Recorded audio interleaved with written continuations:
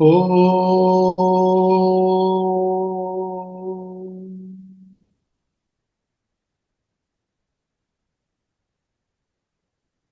Om Sahana Bhavatu Sahanau Bhunaktu Sahaviryam Karavavahai Tejasvinavadhitamastu Mavit Vishavahai. Om Shanti Shanti.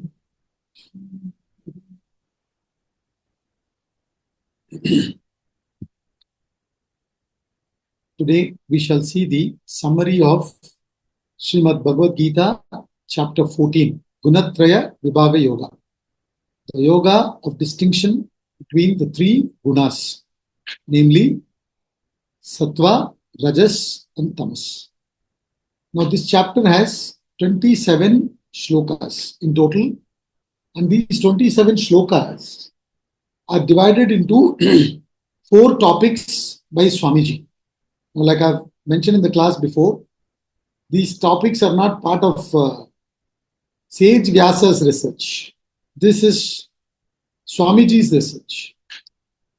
And why they bring these topics is for us to get the thought flow. Every chapter beautifully explains a particular knowledge, and then it is continued in the next. So it's a conversation between Sri Krishna and Arjuna. So we need to keep the thought flow. The problem is, as we continue, we may forget the thought flow. So to make it easy, people like Swamiji, they have done through their research these topics, and they brought it to us for us to easily understand. So these 27 verses in this chapter 14 is split into four topics. The first topic is realizing Brahman. Sages transcend creation and dissolution. This is the subject that is being spoken from verse number 1 to 4. How sages transcend creation and dissolution, birth and death. How do they do that? By realizing Brahman. And that realizing Brahman is possible only by gaining knowledge. So therefore he says in this topic, especially in the beginning, I offer you this knowledge much more in detail. So first topic is realizing Brahman, sages transcend creation and dissolution, verse 1 to 4. Then the second topic is from verse 5 to 13, where he discusses the nature of Satva, Rajas, and Tamas, the gunas, qualities, and how they bind the beings. How each of these qualities, Rajas, Tamas, and even Satva, bind the beings. This he explains from verses 5 to 13. Then from 14 to 18, the third topic he gives consequential effects of Satva, Rajas, and Tamas. What are the effects of having these qualities predominantly, Tamas, Rajas, or Satva?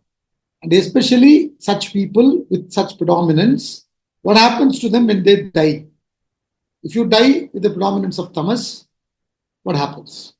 If you die with the predominance of Rajas, what happens? If you die with the predominance of Satva, what happens? All this he talks about in this portion from verse 14 to 18. Then he comes to the last topic from 19 to 27, where he talks about transcending gunas. The embodied becomes Brahman.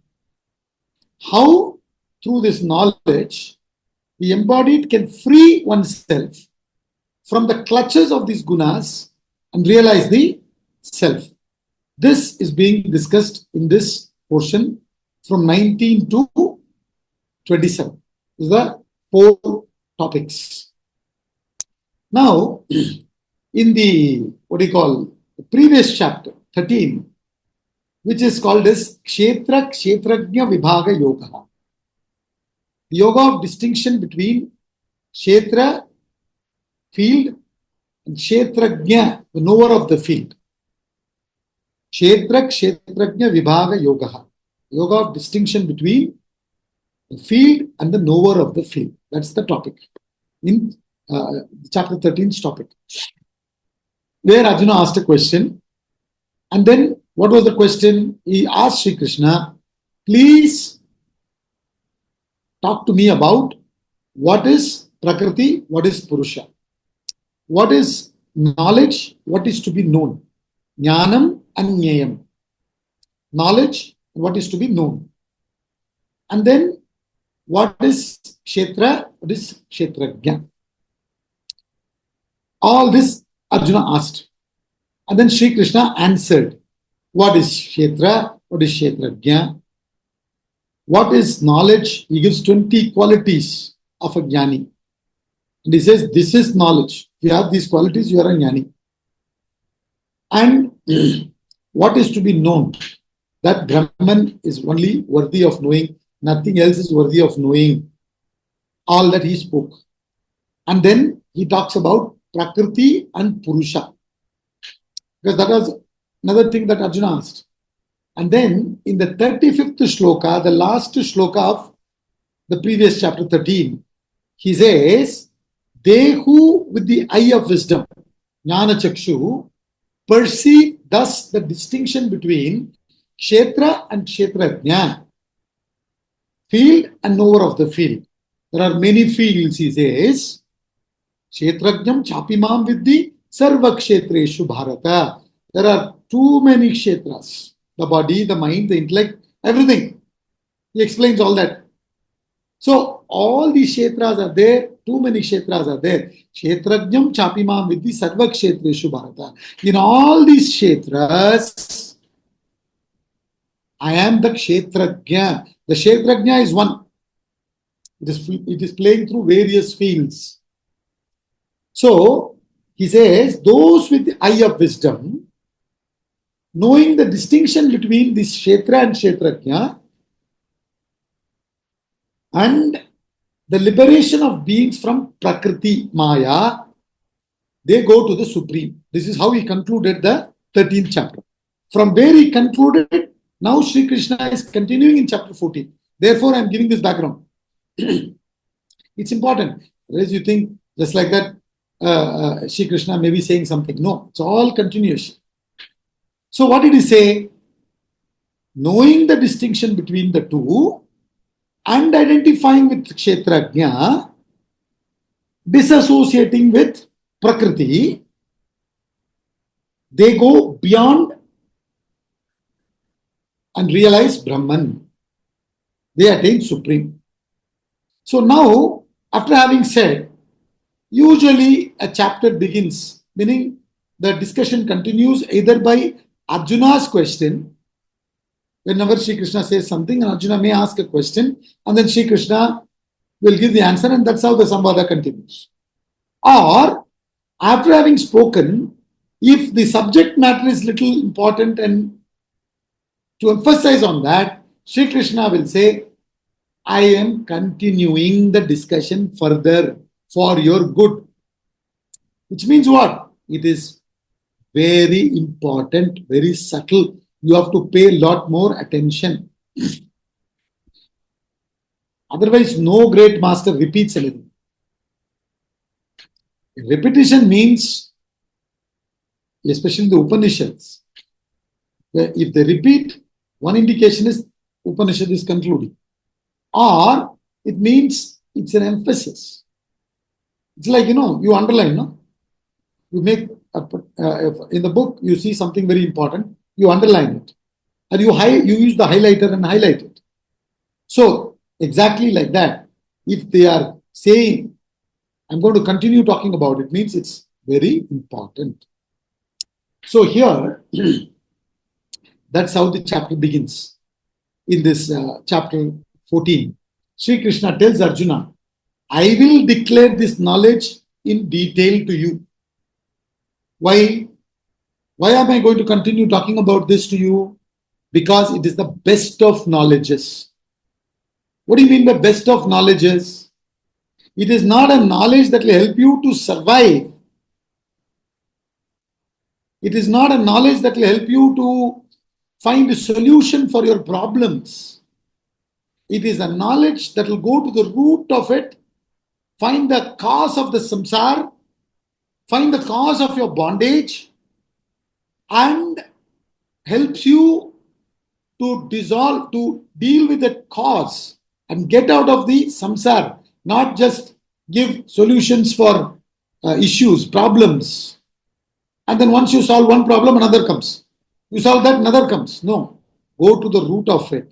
What is the root cause of all the problems? What is that?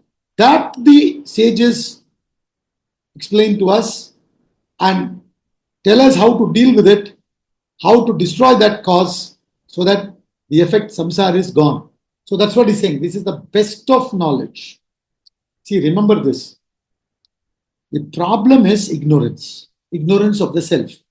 So the solution can only be knowledge of the self.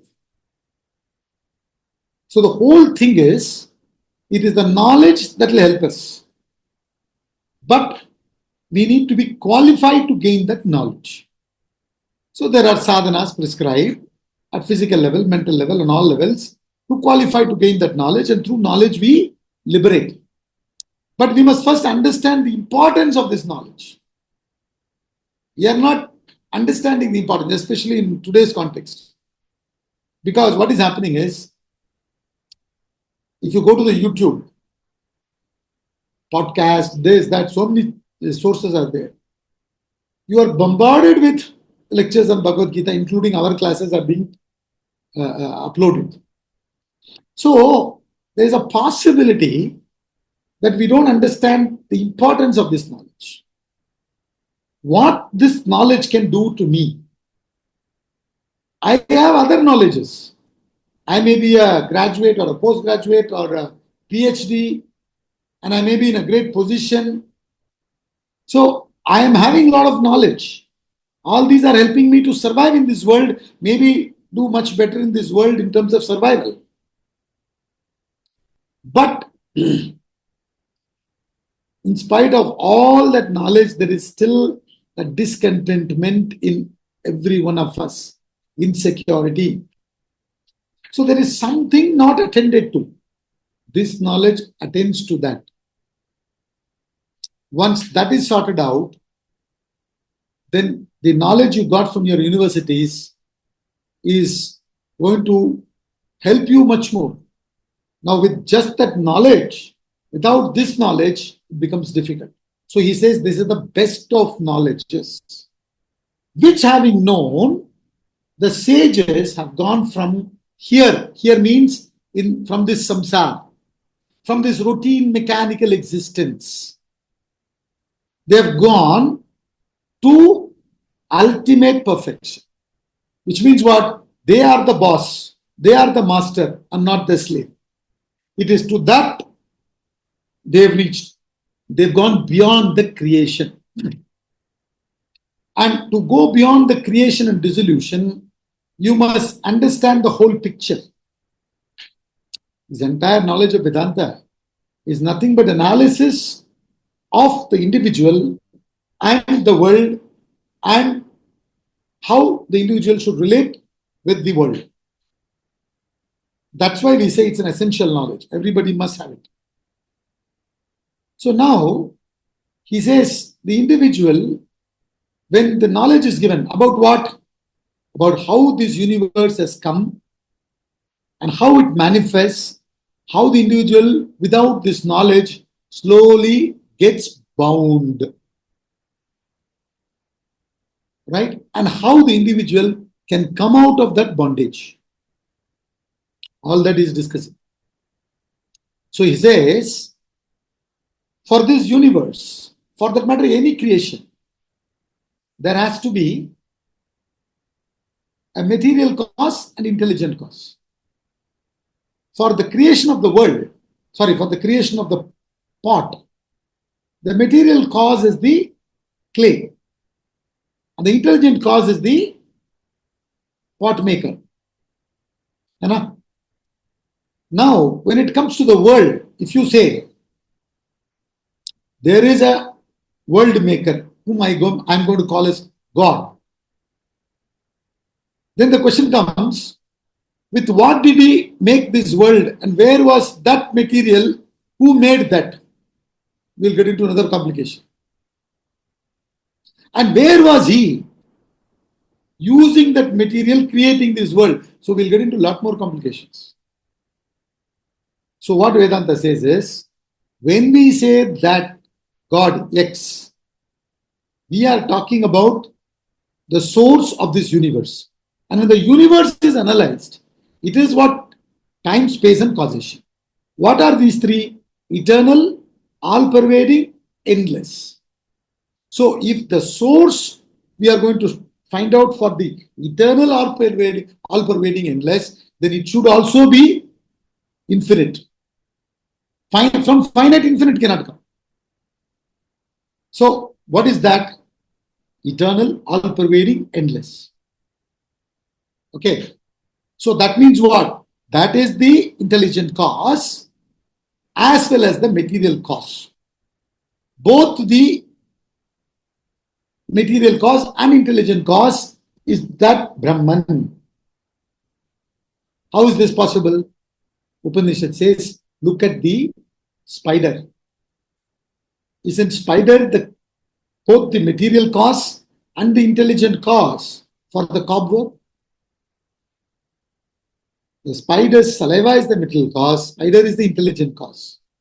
Similarly, it talks about the source as Ishvara, which is Purusha and Prakriti. Prakriti meaning Maya, meaning the potential energy in the Purusha. The animating principle, sentient principle. And Maya is the potential energy in the Purusha. So when the potential energy manifests, it manifests into subtle world and gross world. Now, what is animating, lending sentiency to this insentient expression of Prakriti, the Purusha? So this entire universe is nothing but manifestation of Ishvara. So Ishvara has manifested as this universe. So therefore, the beings, all the beings in this world are what? Combination of spirit and matter. Purusha and Prakriti. Now Prakriti, Maya, all these are synonyms, which manifest as what? Gunas. The qualities. The qualities belong to Prakriti, not to Purusha. All this we discussed in the previous chapter itself. So, Prakriti manifests as the three gunas. So now what is happening? When Prakriti manifests as three gunas, namely Satva, Rajas, Tamas, Satva being calm, serene, balanced, composed mind. Rajas being greedy, desirous, result-oriented, restless mind. Tamas being lazy, lethargic, indolent, heedless to consequence mind. And we are all combination of all the three. Because this world is what? Sattva, Rajas, Tamas, enlivened by Purusha. Okay. So now, what he's saying in this chapter? He's saying, now this is what is happening. So the gunas have come, it is enlivened by the Purusha, and the individuals have come, you, me, and all of us, with these gunas, the self-enlivening, and as a result of that, the reflected consciousness, the ego, a separate individual feeling has now come. What is that? Sattva, Rajas, Tamas plus the enlivening principle, spirit. Now, are we aware of it 24/7, 365 days? First of all, before studying Vedanta or even independently thinking, we might not have known all these things. even intellectually, as an information also. You might have not known. So what is happening is, we get bound to these gunas, Satva, Rajas, Tamas. And such a person who is bound is called embodied. Now, strictly speaking, the Purusha can never be embodied, bound by the Prakriti. So, strictly speaking, it is not possible to be embodied. Even when you think you are embodied, the original self in you, the Purusha, the spirit in you, is not embodied. So, therefore, we say embodied as it were. And we use the word embodied with capital E. If you see in Swamiji's book, in the topic, he would have mentioned there, how when he talks about the embodied, in some, shlokas you can see, he clearly uses the word in capital E. If you go to verse number 5, he uses the word embodied in capital E. He says, Satva, Rajas, Tamas, these gunas, qualities born of Prakriti, Maya, matter, bind the indestructible embodied to the body, O Mahabaho, O mighty armed Arjuna. So, if you take it as Atma, then you have to use capital E, which is embodied as it were. Now, if you take it as this limited self, this limited individual, the Jiva, then you have to use the small e. The small e is ignorant of this knowledge. The big E is not ignorant. You understand? It is Sarvagya Sarvavit. It is never ignorant. It is all knowing. Whereas this small E, this individual, this ego, the reflected consciousness, Lakshmi Narayan, is ignorant. And out of ignorance gets lost in the play of gunas and get entangled. This is what he's saying. So first 4 shlokas, he talks about how, sages go beyond these gunas, knowing the truth, gaining the knowledge, which is the source. And then he gets on to explanation, the nature of these gunas and how they bind. That is from 5. So he says these gunas, first of all, bind. First thing we have to understand, all the gunas bind you.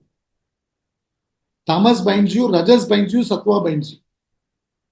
We have to become free from Satva also.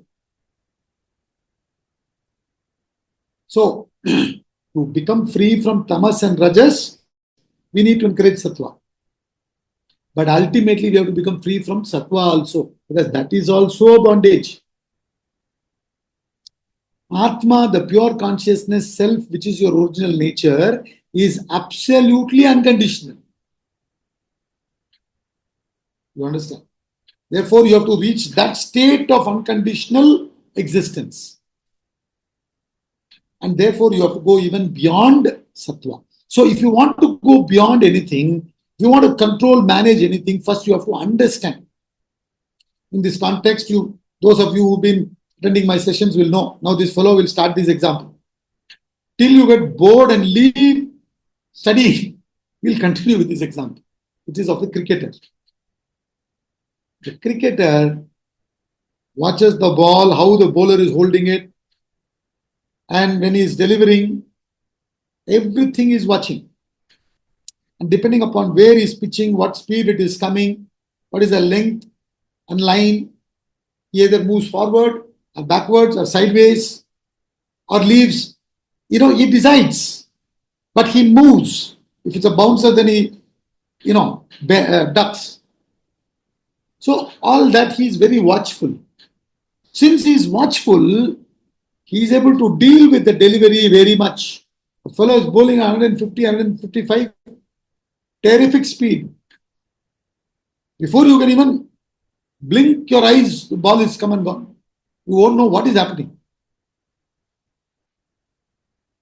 1 or 2 fellows have died, ball hitting them, It's a very sad thing. You have to be very watchful, very attentive. Same thing is happening. So these fellows are all constantly practicing it in the net. Every day they are watching. They're watching videos, they're watching the bowling and practicing everything, and feet movement, everything they are constantly practicing. So thus, when you understand how these gunas function, how they bind us, what is happening now, this is what is I'm going through, this is what I'm going through, which means I'm predominated by this guna. That is not happening, something else is happening, so I'm predominated by the other guna. I should know all this. And when I see the other person, oh, okay, this person is overpowered by these gunas. And that's why that person is behaving like this. So then it becomes easy for me to handle my relationships. I develop what is called as objectivity. So therefore he describes all this. So then he says, how Satva binds, Rajas binds, Tamas binds. He says Satva, what is Satva? Satva is stainless. Satva means what? When Tamas and Rajas, the lower and mediocre gunas, subside, Satva emerges. So he calls it as stainless, pure. Stainless and pure. That stainless, pure Satva, which is Rajas and Tamas, without Rajas and Tamas, which is Rajas and Tamas, devoid of Rajas and Tamas. That stainlessness is the original, is how you can explain Satva.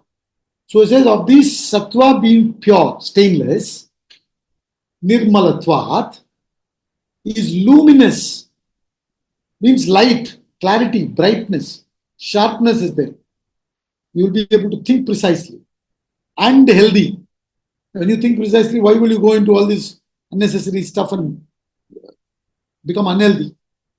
What drives you to unhealthy living is Rajas and Tamas. When you have handled it and Rajas, Satva is increased, you will be mentally healthy, which will result in physical health. So, therefore, he says, is luminous and healthy. It binds you to knowledge and happiness. It binds you, it binds through attachment to happiness and knowledge. So the Sattvic people, if you see them, they're mostly bound to such environments. Even in food, what would be the food that they will be attracted to? What would be the environment? So that is what he's talking about. So they are all the time bound to happiness and knowledge. Sukham, the bliss, not the bliss that comes out of laziness. You understand? They want to be independent. They want to be self-sufficient, which is good. But when it becomes a condition, then it's a bondage to that extent. See, even when we talk about cleanliness, shaucham, all the time scriptures talk about shaucham. Now, you have to be clean. There is no doubt. As much as possible, we have to maintain the cleanliness internally and externally.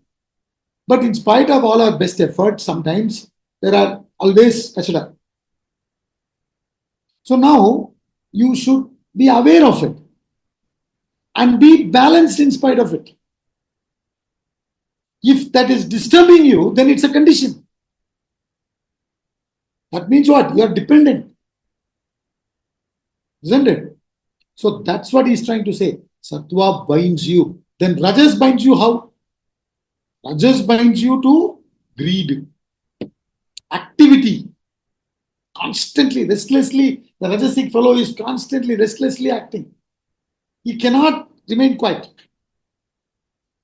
Okay, class abhi khatam ho raha hai. Khatam hone ke baad kya kare? What next? What's the next? There's nothing. How can there be nothing? So restless activity binds you because Rajas is what? Desires for acquisition and enjoyment. It's constantly going to push you to something or the other. Restless activities will be following. And then he says, therefore that fellow is constantly acting. He will not keep quiet. A workaholic, for example. Today is Saturday. Oh, second Saturday. No work. So he's gone mad. In the sense he needs to constantly work. He's result oriented. He's dependent on action. Then tamas. He says, how does tamas bind you? Tamas binds you. It is born of ignorance. Tamas is born of ignorance, and it completely deludes, he says, the embodied. And the fellow who is deluded is bound to, heedless to consequence. Without doing anything, in ignorance there is bliss. That bliss which comes out of ignorance, by postponing obligatory duties, there's a pleasure you get by postponing, procrastinating, and sleeping, indolence, these kind of joy to which this tamasic fellow is bound because of ignorance. So he says, Sattvic person is bound, Rajasic person is bound, Tamasic person is also bound. But what are they bound to? So the Tamasic fellow who has no clarity, he doesn't see the cause and effect. He believes that cancer will go by just getting up from the left side of the bed every day morning at a particular time, facing a particular direction. Now, nobody can talk to that fellow. He is bound to such things. Heedless to consequence, completely ignorant, not bothered about, not knowing about cause and effect. This is tamas. So Satva attaches to happiness and knowledge, Rajas to action, and Tamas to heedlessness, lethargy, indolence. This is how it binds you. So now once you know this, you understand, okay, now if you observe your life from morning till night, whatever amount of Satva you will have, it will predominate in the morning before sun rises. Then slowly Rajas takes over. Then after having made a lot of decisions throughout the day to acquire, enjoy, or study in the morning, all that, your physical body also would have become tired. And slowly, externally also you see it's all very conducive for tamas. So what happens at that time, then you slowly get bound to these kind of things. This decision I'll make tomorrow. Baad mein dekh lenge. So you may get bound. So okay, this is what is happening. So then I can program my day accordingly. So what do? I go to bed early so that during tamas, I don't keep awake. I use the tamasic time to give rest to my body. Then when having rested sufficiently, when I wake up in the morning, externally and internally it's conducive for Satva. So during that time, I do the study, reflection, etc. Then during the daytime, I do my exercises, I do my the work and all that in the spirit of karma yoga, etc. So I can plan my day, plan my life and live. So knowing this, I can take charge of my life. That's the point. So he says, Satva predominates over Rajas and Tamas. Similarly, Rajas predominates over Satva and Tamas. And Tamas predominates over Satva and Rajas. One quality predominates over the other. And if Satva predominates, you are called Sattvic. If Rajas predominates, you are called as Rajasic. If Tamas predominates, you are called as Tamasic. Now, how do you know what is predominating? So he says, now, when Tamas predominates, what happens? This we know. When Tamas predominates, what happens? This is what we have already studied. No? You will be heedless. You're not thinking about, I'm taking some action or not taking an action. Right? Something has happened to me in my life. Now I have to react or not react. Or Not reacting is a reaction. And for everything, there's a consequence. For everything, there's a consequence. So now, when tamas predominates, the fellow is in complete delusion. He has no concept of what could be the consequence, what will happen to me, nothing. Just plunge. In darkness, he is. In delusion, darkness, inertness, laziness. This is how a tamasic fellow will be, who's predominated by tamas. And he is not thinking, if I do this action, what could be the consequence? How will it affect my life? Nothing. He has to decline. That is what happens when tamas predominates. When rajas predominates, you'll be restlessly going into activities, starting new things. Before concluding the previous project, just because somebody is offering you a loan, you will start a new project and get caught. Typical quality of a rajasic fellow. Like people you've seen, they pay from one credit card to another credit card. And then, okay, I'll borrow this from here, this I'll put there. And then they don't know what to do. They get caught. We hear this in the newspapers every now and then. Big company, absolute mismanagement. Yahan se wahan se yahan. Then finally they themselves said, Are Baba, I can't do this anymore. And they get exposed, they get caught. This is Rajasic fellow. This is what happens when Rajas predominates. So when these two malas means dirt. When these two malas are handled well and has reduced, what happens? Satva emerges. And when Satva emerges, how you will be clear. You will have clarity at the intellect level, purity at the heart, emotion level. And your perceptions will be sharp. And your actions will be skillful.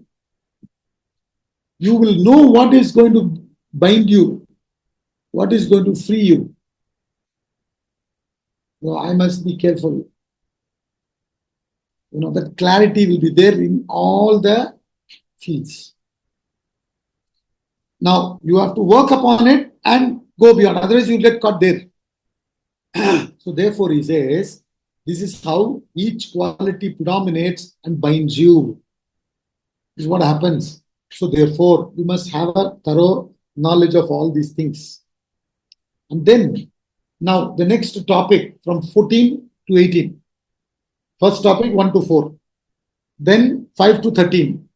Then the next topic is what? From 14 to 18. What is he talking about? The consequential effect of the gunas. The fruit that accrues from these gunas. 14 to 18. So he says, when these qualities predominate, this is how it manifests. You've seen it. So now what happens when these predominate? What kind of effect you'll get? While living, Satva will take you to Sattvic environment, Rajas to Rajasic, Tamas to Samasic. Now when you die, what happens with so much of Satva, Rajasic, Tamas? If you die with Satva predominating, will it all go waste? So much effort we put in, and then we raise Satva by controlling and managing Tamas and Rajas. And then before realization, before going beyond gunas, we die. What happens to the Satva? He says, you will be given a spotless world in the next Janma. Means what? You continue from where you left. Since the person predominated with Satva, according to the demand, the supply. So the demand is the person is predominated with Satva. So obviously, the Satva will make sure he is given a Sattvic environment. That's what he's saying.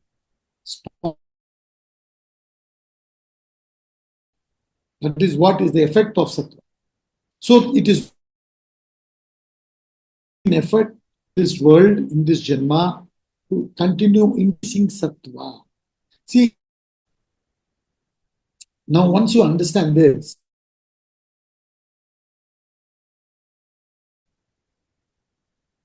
it should not get us bound more. You have to be careful there. I don't know whether when I was discussing this shloka, I gave this example. Somebody is going through some problem. Now, obviously, it's because of their karma. That is okay. We also know. But at the same time, though we know that it's because of their karma, now we should see in what way we can be of some help to them. Now, while we are doing the help, we cannot get completely involved in their samsara. Our responsibility, while we need to help them, but their samsara is not our responsibility.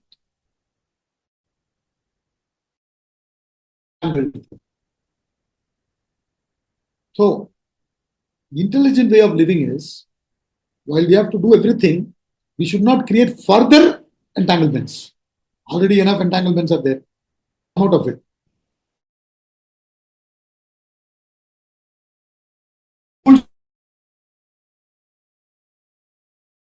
So, a sattvic person is very clear, and accordingly be given the environment. Spotless world. Spotless means where rajas and what are the spots in our life? Tamas and rajas. So these are the dirt. These are the malas, the dirt. So this mala, less tamasic, less rajasic environment. People will be sattvic. They will be discussing about these things. When you go to certain environments, you will see some people all the time discussing about bar. Where is this club where we can go and gamble? Other than they're discussing those things, And there are fellows who are discussing all the time about, how to make money, how to triple it, should I invest in property or should I? To the extent you need to think about it is fine, but 24/7, 365 days, that fellow has become now settled in life. This fellow is not settled. All the time they discuss this. There are other environmental qualities.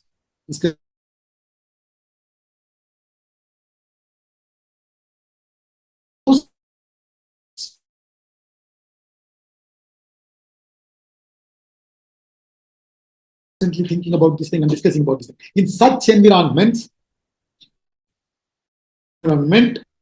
sattvic person will be born. That's what he says. That is the effect. When you predominantly vibrate with Sattva. Now, when you predominantly vibrate with Rajas and you die, what happens? He says you'll be born amongst people who are attached. You'll be in that environment. Because your gunas attract the qualities. The environment. You have those qualities, therefore you are attracted. And then Tamas, the fellow is in Tamas. Now the thing is, he is born in the womb of senseless, he says. Meaning the person can even deteriorate into an animal embodiment. Like we said in the class when we did this shloka, theory possible. Practically not possible. That difficult it is. But theoretically, you can't say no to this. Having born as a human being, it is almost impossible to be born as an animal next. You cannot say no to this. It's still possibility exists, theoretically. So therefore, he says the tamasic fellow is born in a senseless womb, meaning an animal. So tamasic fellow devolves. Rajasic fellow stagnates. And sattvic fellow evolves. This is the point. Tamasic fellow devolves into a much lower embodiment. Rajasic fellow stagnates, caught in this continues. Sattvic fellow keep on what? Evolving, going on evolving. He is moving closer and closer to the self. Meaning what? Becoming free from entanglements. His quantity of entanglements was on reducing. Conditions are leaving. That's what it means. The conditionings are leaving. We are all conditioned. So many conditions are there. All those conditionings are leaving. That's what happens. So he says, therefore, you see, once you understand this, you have to increase Satva. And how does that Satva happen? He says the fruit of good action is Satva. The fruit of good action is Satva means when you manage Rajas and Tamas after understanding it and do what is dharmic, your daily routine obligation and special obligation, do niyatam karma, then what happens? You are not giving into Tamas and Rajas, so they slowly decrease. When they slowly decrease, Satva emerges. So the fruit of the fruit of good action is Satva. So you must do that. You having understood why we are studying all this, having understood this, you have to manage and control Tamas and Rajas in your life, and then Satva will increase. Now, what is the fruit of Rajas? Agitation, sorrow. This is the fruit of Rajas. And what is the fruit of Tamas? The fruit of Tamas, again, same thing, delusion, heedlessness, sleep, lethargy. This is, you delve into it even more. You are in such, dependence, and there's too much of a void within, and the tamas is taken over so much that you don't even get into activity to get something to depend upon it, like Rajasic film. What do? You get up from sleep, then you take something to get back to sleep. So this is what happens when you are in tamas, the fruit. So Satva rises when you manage Rajas and Tamas, and it will make you more and more pure. The benefits we saw, intellectually clear, emotionally pure, perception is sharp, and action is skillful, meaning you don't get entangled anymore. All this are the effects of Satva. So what do we have to do? From this we understand how we live in life. What's the purpose of it? Everybody keeps on. What is the purpose of it? What is the purpose of it? Purpose of life is eliminate tamas, manage, control, and eliminate rajas, and then increase Satva, and then go beyond Satva. The purpose of life. The more and more sattvic you become, the better and better your life will be. And better lives of other people around you will also be. Now you yourself are suffering from rajas and tamas. Your life itself is suffering. How will others' life become better? Not possible. The purpose of life is to increase Satva. Nothing else. As we increase Satva, everything happens. Conditionings reduce, dependence reduce. We become better and better. We help others also, help ourselves and help others. Everything happens. This is the purpose of life. So, thus by understanding all this, you rise above. And you know, okay, I have to therefore rise above these gunas, establish myself in Satva, then go beyond Satva also. For that, what do I have to do? I need this knowledge. I need the objectivity. So he says, without all these understandings, which you would have got after reflecting upon this information that is given in these scriptures by the Gurus, you will have a clear perception. What is that perception? He says in 19 to 27 is the last topic, where a person goes beyond gunas and becomes one with Brahman. That's the discussion. Transcending gunas, one becomes Brahman. That's the topic, right? So he says, when the seer, the perceiver, the individual, perceives no agent other than the gunas, qualities, and knows the higher beyond the gunas he attains my being. So what he's saying is, agency means the doership. Doership is of the gunas. I, the Atma, which is the Purusha, enlivening the Prakriti, is a non-doer. They're simply enlivening. Once the Purusha enlivens the Prakriti, the individual consciousness comes, the ego comes, then I think I'm separate. Right? The moment I think I'm separate, Adhyasa has come. From Ajnana, Adhyasa comes. Jnana means ignorance. Adhyasa means superimposition. And once the Adhyasa comes, then what happens? I think I am the doer. I am acting. I am doing. This is what in earlier chapters he beautifully explained. In the 4th chapter, verse 18, he says, you should know action in inaction, inaction in action. In that we discussed so many examples. One of the examples is, when the clouds are moving, it appears as if the moon is moving. Relatively speaking, moon is not moving. Only the clouds are moving. But it appears to us as if the moon is moving. Similarly, the agency, the doers, is the gunas. The Prakriti is manifesting. That is what is going through all these changes. That is what is happening. But when you lack the knowledge, when Satva is not there, when Rajas and Tamas is there, what you will think? You think I am the doer. Whereas when you have the knowledge, you know very well I am not the doer. Gunas are the doer. So that's what he's saying in 19. With this knowledge, this is actually Jnana Yoga. With this knowledge, he identifies with the higher and goes beyond the gunas and attains the self. And once you attain the self, you cross over from the cycle of birth and death, old age. We all go through these metamorphic changes. Birth, growth, decay, disease, death.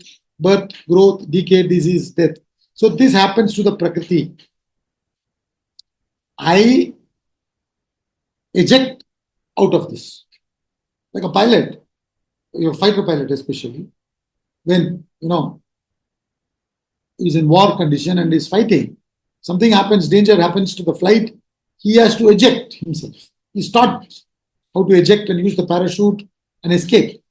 So like that, with this knowledge, we have to eject ourselves. That's what he's saying.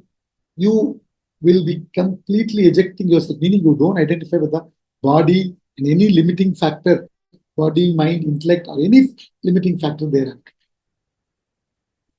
Once you gain this knowledge, you become free. You don't identify with Prakriti, you identify with Purusha, Kshetrajna, and you become Atma, the self. And you become absolutely free, attain immortality. Immortality means what? You go beyond birth and death. Because you understand that you are someone who had never had a birth. So where is the question of death? So no death, nothing can do anything to you. No decay, no disease, nothing can frighten you. Let it all come and go, no problem. You'll be able to be a watcher. See, there is pain in your knee, in your back, wherever. Now, you go on to pain. Then we are getting so close to the pain, we become the pain. Now, when you are observing, watching, pain is there, knee may, there. So the more and more you practice this watchfulness, the pain recedes more and more from you. So same way you watch your pleasures as well. Right? So you are watching from the balcony of the self, having become the self. This is how you liberate with this knowledge. Now when he said this, Arjuna asks, please talk to me about the marks of a liberated soul. One who's gone beyond these gunas, guna atita. I want to know more about the guna atita. So very simple, he said, listen, when a person has become guna atita, self-realized, for all practical purposes, from his point of view, there is no world, there is no life. It's gone beyond. The world itself is not there. There's a question of individual living in all. It's all gone. But from our point of view, we see that person existing. So the whole discussion can be only from our point of view. This we have to first understand. So when that person is functioning, he is functioning in the same world, no? So in this world, Satva, Rajas, Tamas is there. In him also, the Prarabdha, Satva, Rajas, Tamas is there. All these things go on. He understands gunas are functioning. He doesn't get involved. Gunas deal with gunas. Gunas inside is relating with gunas outside. इसमें मुझे मेरा क्या लेना देना? What is there to give and take in this for me? He is very clear. He remains objective. Doesn't get involved. So therefore, in this transaction, whether pleasure and pain comes physically, joy and sorrow comes emotionally, censure and praise comes intellectually, whether it's an internal or external change, he remains totally balanced. That's what it means. He is not craving for a particular condition, nor is he resisting any other condition. He remains totally unconcerned. This is the guna atita mark, trait he has. A person is not affected by all these changes externally and internally. He is very clear that gunas are relating with gunas, and externally also he understands the, when the gunas have manifested as the material world, different things are there. So he gives 3 examples: earth, stone, gold. Each one has different value, isn't it? This guna atita knows. In the worldly sense, he knows. It's not like he doesn't know. Gold is increasing the rate or decreasing, whatever it may be the rate today, he knows that. Okay, iska itna value hai. Similarly, stone ka itna value hai. Earth ka itna value hai. He knows. But he also knows that these are all manifestations of gunas only. So why will I get excited? As a guna atita. So he views everything with that samatva. Even though he knows the difference of value of all those things from the worldly point of view, he has no value for any of them. He values all of them as same. This is the guna atita. So this is the marks of the guna atita. Remaining balanced like this, he goes beyond and realizes the self. And what did he do for that? He says in the concluding shlokas. He already in the 19th shloka, he mentioned jnana. But for qualifying for that jnanam, you have to do karma and bhakti. That he mentions in 26th shloka. He says, he who serves me, the self, Atman, with unswerving yoga, referring to karma yoga, and with devotion, bhakti yoga, he having duly crossed over these gunas. Meaning what? He is already in the 19th shloka I mentioned. He was going to say, 19th, he was talking about jnanam. And for that jnanam, he would have mentioned 26 and 27, had Arjuna not interfered in 21st shloka. But Arjuna interfered and asked for guna atita. So he spoke about him for a while, and now he's coming back to where he left in 19. 19, he talked about knowledge. And for that knowledge, you have to do karma and bhakti yoga, which will give you chitta shuddhi and chitta ekagrata. Purification of your thoughts and desires, vasanas, and single pointedness of your mind. With that, you take in that knowledge which I mentioned in 19th chapter, 19th shloka, and then you get liberated and you become one with Brahman. And what is that Brahman cannot be defined. It can only be pointed. So he gives various pointers in the last shloka, in the 27th shloka. He gives various pointers. He says, for I am the abode of Brahman, immortal, immutable, beyond birth and death, and immutable, beyond change, unmanifest, eternal dharma, Sashvata dharma. So I am the one which is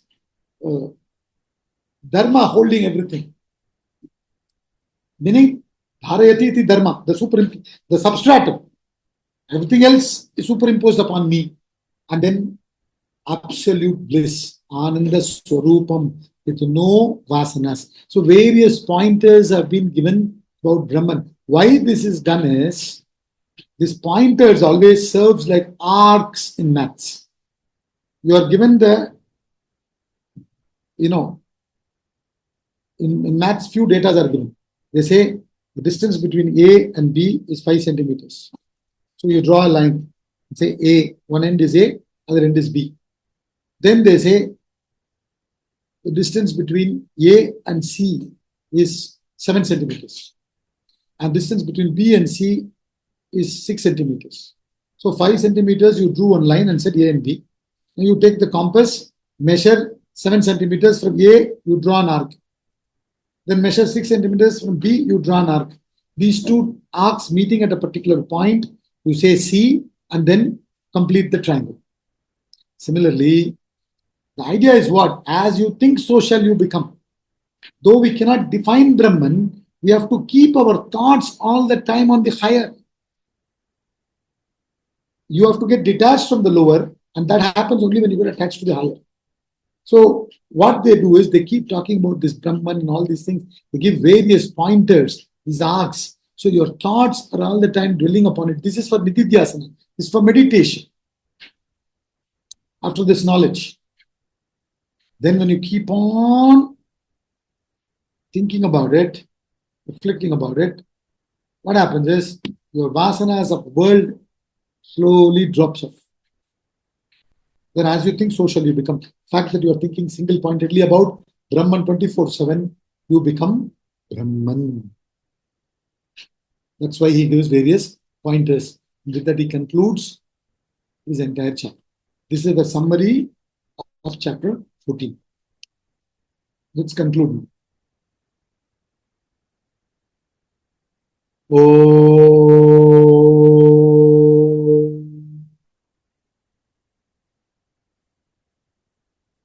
Om Purnamada Purnamidam Purnat Purnamudachyate Purnasya Purnamadhaya Purnameva Vashishyate. Om Shanti Shanti Shanti.